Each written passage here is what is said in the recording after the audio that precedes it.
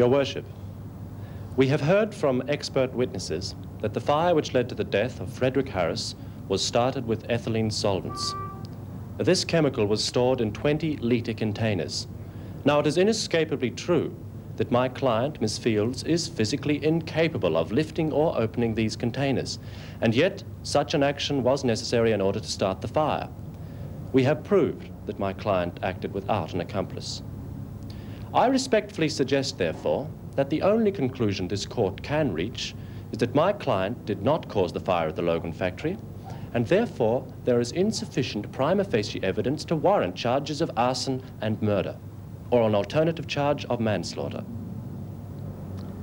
In relation to the fire at George Logan Footwear Proprietary Limited, I conclude that the fire was as the result of a chemical explosion and was started by persons unknown.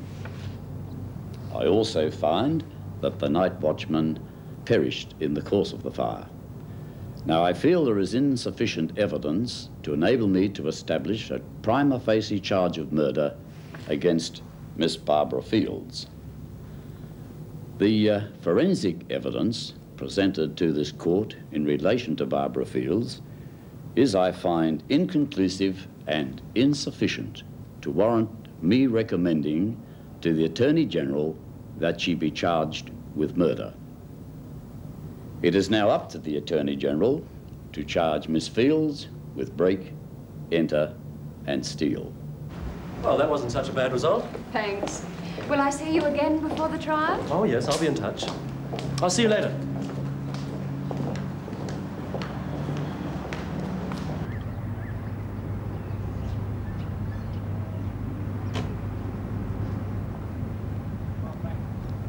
Been nice knowing you. Excuse me, miss.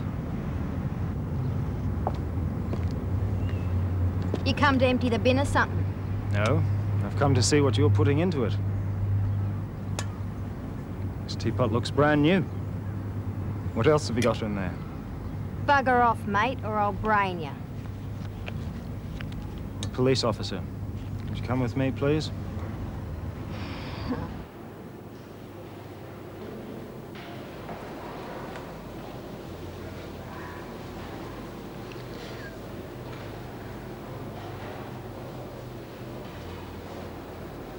What are you doing in here?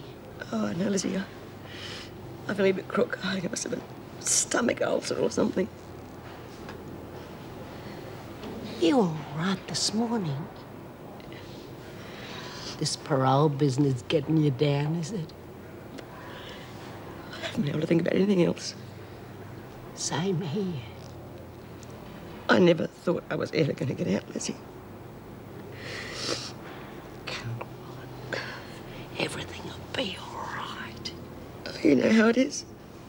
You sort of make yourself get used to being in here.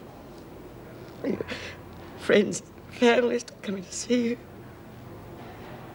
It's almost as if it doesn't exist on the outside. In a funny sort of way. But it's there, Lizzie. It is there. 3 months and I could be out.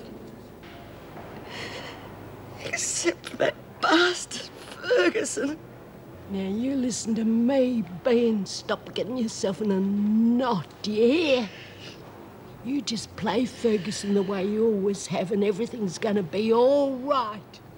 12 years I've been in here, Lizzie. 12 years of fighting and humiliation and screws and food you wouldn't feed to a dog and being surrounded by scum. 12 years. And all I want to do is get out and be normal. Just get up in the morning and cook some bloke breakfast as being normal. And that bitch Ferguson is trying to take it away from me. Oh.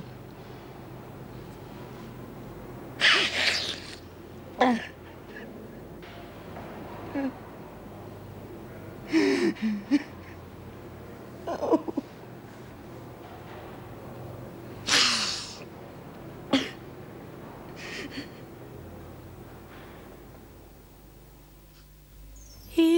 give me roses. I wish he could again, but that was on the outside, and things were different then. On the inside, the sun still shines, and the rain falls down,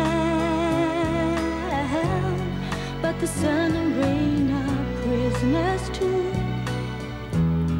When morning comes around, last night I dreamed we were together,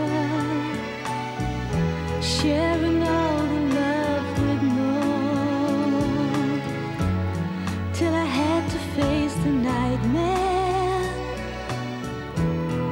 of waking up alone. On the inside, the roses grow. They don't mind the stony ground, but the roses here are prisoners too. When morning comes around.